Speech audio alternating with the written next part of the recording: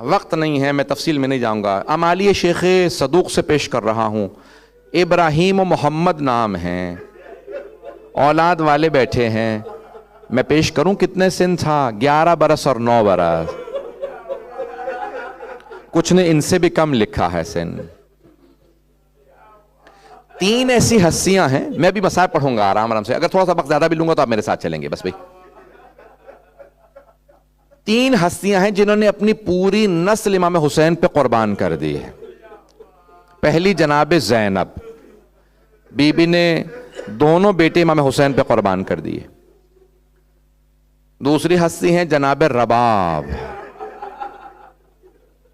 جناب زینب کا سمجھ میں آتا ہے، کیوں؟ کیونکہ علی و فاطمہ کی بیٹی ہیں، رسول خدا کی نواسیاں، آغوش رسالت میں پلی ہیں، حسن و حسین کی بہن ہیں.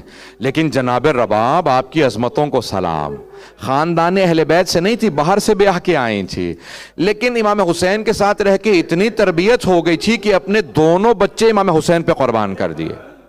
جناب علی اصغر بھی، جناب رقیہ یا جناب سکینہ بھی، اپنی بیٹی کو بھی. تیسری ہستی کون ہے جنہوں نے پوری نسل قربان کر دی؟ جناب مسلم. جناب مسلم کے 4 بیٹے ہیں، 2 کربلا میں شہید ہوئے اور 2 کوفہ میں شہید ہوئے ہیں.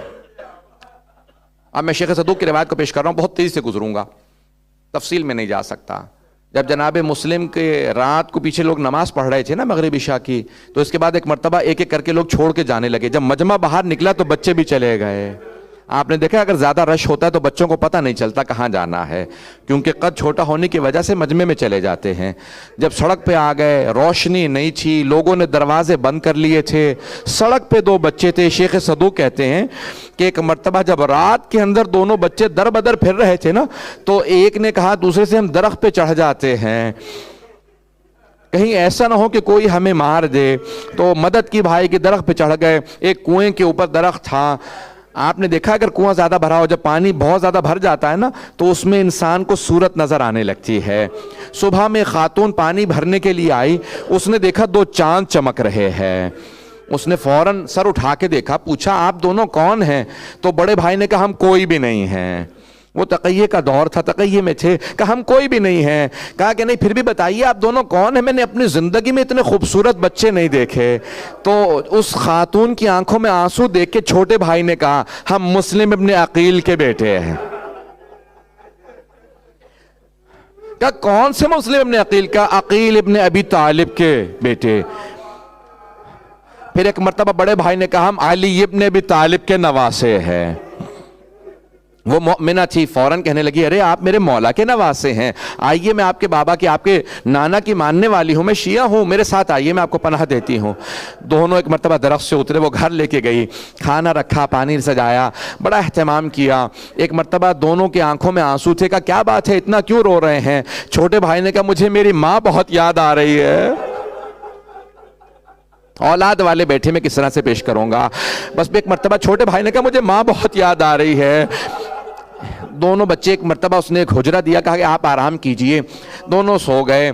ایک مرتبہ دونوں نے خواب دیکھا. خواب میں دیکھا کہ امیر المومنین آئے ہیں، کہتے ہیں میں آپ کو لینے کے لیے آیا ہوں، میرے بچوں میرے ساتھ چلو. بس بھی دونوں اٹھے رونے لگے. اس کا شوہر ملعون تھا، حارث نامی اس کا جو شوہر تھا وہ عبید اللہ بن زیاد کا جاسوس تھا. اس نے کہا رونے کی آواز کیسے آ رہی ہے؟ کہا نہیں کوئی نہیں ہے. اٹھا تلاش کرنے لگا. اگر دیکھ سکے میری طرف تو دیکھیے گا، نہیں تو آنکھیں بند کر کے تصور کیجئے گا. وہ اس حجرے میں آیا جہاں دونوں شہزادے تھے. ایک مرتبہ دونوں سے پوچھا کون ہیں آپ؟ اب ان دونوں کا احساس نہیں تھا. کہا مومنہ کے گھر کے اندر شوہر ہوگا اس کا، مؤمن ہوگا. کہا ہم مسلم ابن عقیل کے بیٹے ہیں. اس نے دونوں کے بالوں میں ہاتھ ڈالا. جب بالوں میں ہاتھ ڈالا نا وہ بچے تڑپنے لگے. ایک مرتبہ تڑپنے لگے. جب تڑپنے لگے پوچھا کہ تم میرے گھر میں تھے؟ میں ہر جگہ کوفے میں تلاش کرتا رہا. ارے عبید اللہ بن زیاد نے انعام رکھا تمہارے تلاش کرنے پہ. جب آپ مسیب میں جائیں گے نا، وہاں پہ ایک عکس بنا ہوا ہے، ایک پکچر بنی ہوئی ہے، تو ایک مرتبہ اپنے غلام کو، بیوی کو، بیٹے کو ساتھ لے کے گیا، غلام سے کہا ان دونوں کے سر قلم کر دے۔ ایک مرتبہ غلام نے کہا آقا میں نے زندگی میں اتنے خوبصورت بچے نہیں دیکھے، ان کے چہرے بڑے معصوم ہیں، یہ بڑے انوسنٹ محسوس ہوتے ہیں، کہا میں نہیں مار سکتا۔ اس نے غلام کو مارا، کہا ہٹ جا، بیٹے سے کہا تو مار دے، کہا کہ نہیں بابا میں ایسے بچوں کو نہیں مار سکتا۔ اب ایک مرتبہ حارث ملعون نے تلوار کھینچی، کہا بتاؤ پہلے تم دونوں میں سے کس کو ماروں؟ تو بڑا بھائی سامنے، جناب ابراہیم سامنے آ گئے، کہا میری ماں نے مجھ سے کہا تھا الاخ الاکبر کالاب، بڑا بھائی باپ کی طرح سے ہوتا ہے، مجھے پہلے مار دو، میرے بھائی کو نہ مارنا۔ ایک مرتبہ چھوٹا بھائی سامنے آیا، کہا نہیں پہلے مجھے مارو، میری ماں نے کہا تھا چھوٹا بھائی بیٹے کی جگہ پہ ہوتا ہے، میرے باپ کو میرے سامنے نہ مارنا۔ اس ملعون نے کہا آپ اپنے کرتے اتارے، میں گلے کاٹوں گا آپ دونوں کے۔ ایک مرتبہ جب کرتا اتارنے کے لیے کہا نا، تو بڑے بھائی نے اپنے بٹن کو کھولا، دکمہ کھولا، پرانے زمانے کے تنگ ہوتے تھے، جیسے ہی چھوٹے بھائی کو دیکھا نا وہ رو لگا، کیا بات ہے رو کیوں رہے ہو؟ کہا میری ماں میرا کرتا بدلا کرتی تھی۔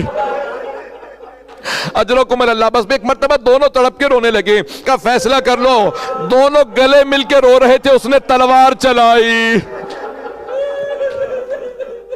بس بھئی تلوار کا چلنا تھا، دونوں شہزادوں کے سر قلم ہو گئے۔ اجرکم اللہ، میں یہی تمام کر دیتا، لیکن نہیں، یہاں تمام نہیں ہوتے دونوں شہزادوں کے مصائب۔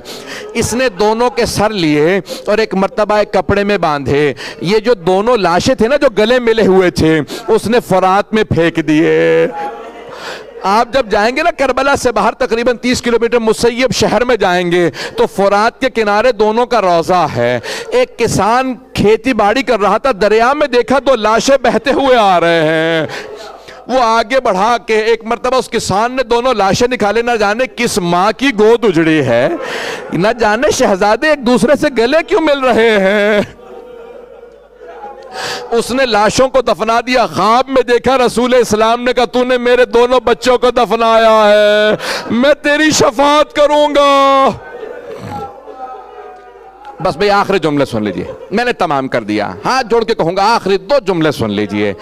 ایک مرتبہ حارث ملعون نے دونوں کے سر ایک سفید کپڑے میں باندھے اور عبید اللہ ابن زیاد کے پاس گیا، کہا عبید اللہ ابن زیاد مجھے انعام چاہیے۔ کہا کیوں انعام چاہیے؟ کہا تو نے کہا تھا نا جو 2 مسلم کے بیٹوں کو لے کے آئے گا میں انعام دوں گا، میں نے دونوں بیٹوں کے سر کا، کہا کہ میں نے کہا تھا زندہ لے آنا، بچے چھوٹے تھے، کہا کہ ہاں نہیں میں نے دونوں کو مار دیا۔ کہا دکھا کہاں پہ ہے؟ اس نے ایک مرتبہ کپڑا کھولا، جب کپڑا کھولا نا سارا دربار رونے لگا، کہا کیا بات ہے؟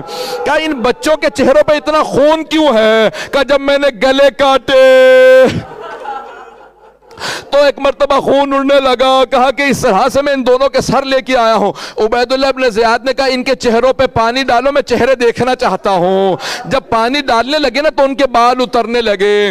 عبید اللہ ابن زیاد نے پوچھا حارث کیا بات ہے، ان کے بال کیوں اتر رہے ہیں؟ کہا میں نے سر کے بالوں میں ہاتھ ڈالا تھا اس لیے ان کے بال اتر رہے ہیں۔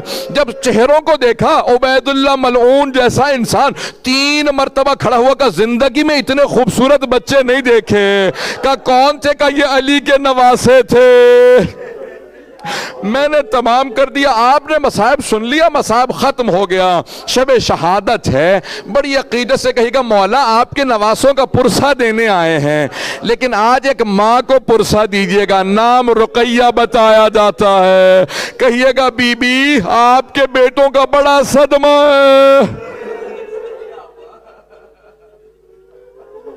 الا لعنت اللہ علی القوم الظالمین وَسَيَعْلَمُ الَّذِينَ ظَلَمُوا أَيَّ مُنْقَلَبٍ يَنْقَلِبُونَ۔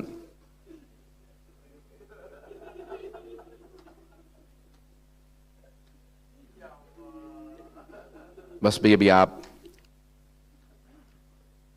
ماتم کریں گے،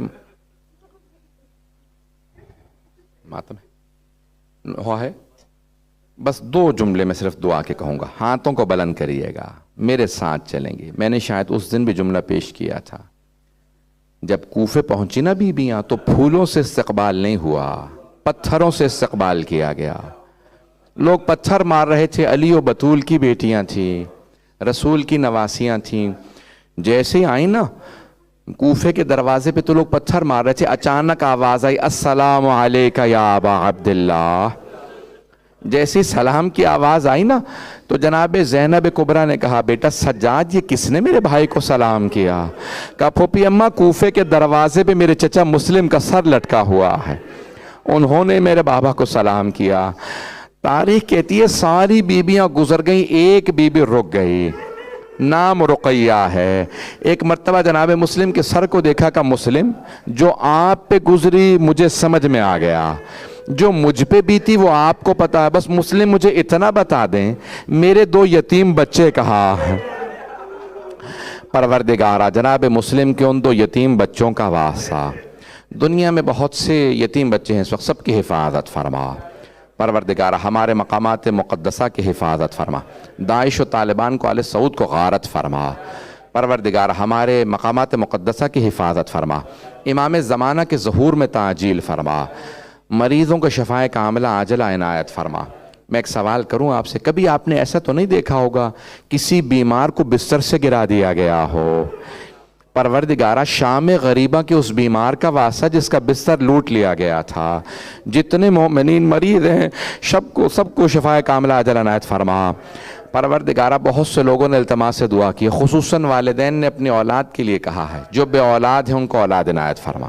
جناب مسلم کی ان 2 یتیم بچوں کا واسطہ، بے اولادوں کو اولاد عنایت فرما، اولاد والوں کی اولاد کو نیک و صالح بنا پروردگارہ، ہم سب کی عاقبت بخیر فرما۔ میں نے تمام کر دیا پروردگارہ، تجھے واسطہ اس لحظے کا جب بیبیاں اسیری کے بعد شام کی قید سے رہا ہو کے واپس کربلا پہنچیں، پروردگارہ اس لحظے کا واسطہ جب ساری بیبیاں سید الشہداء کی قبر پہ گری رو رہی تھی، امام سجاد نے دیکھا اگر میں نے نہ روکا تو کوئی نہ کوئی بیوی روتے روتے مر جائے گی۔ امام سجاد نے پھپھی کا بازو تھاما، کہا پھپھی اماں بس کیجئے، بیویوں سے کہہ دیں بس کریں۔ ایک مرتبہ جناب زینب قبر سے اٹھیں، ہاتھوں کو بلند کر کے میری طرف دیکھیں گے، اپنی آخری حاجات جو بھی حاجات ہے طلب کر لیجئے۔ امام سجاد نے پھپھی کو اپنے بابا کی قبر سے اٹھایا، کہا پھپھی اماں بس کیجئے۔ جب آگے بڑھنے لگے نا تو جناب زینب نے پوچھا بیٹا سجاد یہ میرے بھائی کے ساتھ والی قبر کس کی ہے؟ کہا پھپھی اماں یہ میرے بھیا علی اکبر کی قبر ہے۔ ساری بیبیاں دوبارہ قبر پہ گر گئیں، رونے لگیں، بہت گریہ کر رہی تھیں۔ پھر امام سجاد نے اٹھایا، آگے بڑھے، پوچھا گنج شہداء میں کون کون ہے؟ کہا یہاں سب شہداء کے نام بتائے۔ کہا بیٹا سجاد آپ نے سارے شہداء بتا دیے لیکن میرے بھیا عباس کی قبر کا نشان نہیں بتایا۔ کہا پھوپھی اماں میرے ساتھ چلے، میرے چچا کی قبر فرات کے کنارے ہے۔ جب بیبیاں جانے لگی نا تو جناب زینب نے بیبیوں کا راستہ روک لیا، کہا بیبیوں میرے بھیا عباس کو سب کچھ بتا دینا، ہمیں شرابی کے دربار لے گئے تھے، بتا دینا ہمیں کوفہ و شام کے بازاروں میں لے کے گئے تھے، بتا دینا ہمیں تازیانے مارے گئے تھے، لیکن بیبیوں میرے بھیا عباس کو مت بتانا سکینہ شام میں رہ گئی۔ ماتم حسین